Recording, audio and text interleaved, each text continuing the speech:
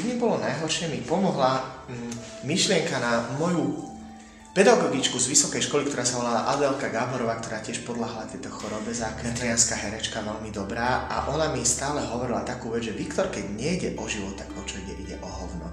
A tu aj keď mi trošku išlo o život, ale ako keby išlo o veľa, ale zároveň nešlo o veľa, lebo čo to je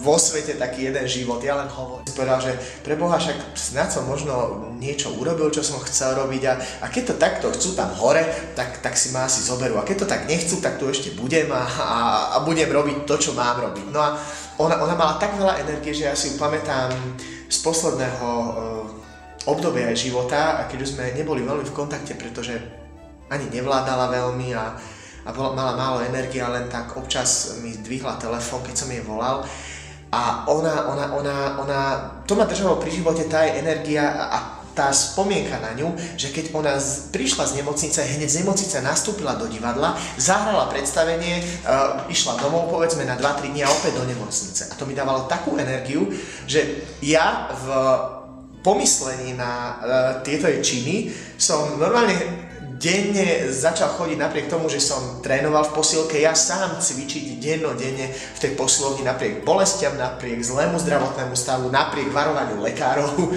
Ja som dennodenne cvičil a usmieval sa a hral sa na to, že mi je dobré. A snažil som sa to prekonať takouto terapiou, že som sa smial a že som sa si robil vtipy z rakoviny.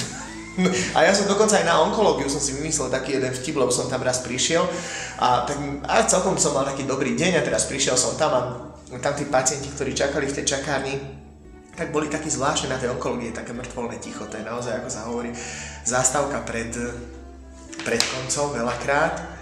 A ja som tam prišiel a že dobrý deň, vám je zle, že viete čo, sadnite si, vám je určite horšie ako mňa, a takto som tých ľudí púšťal a robil som si tam z nich srandu, aj oni zo mňa.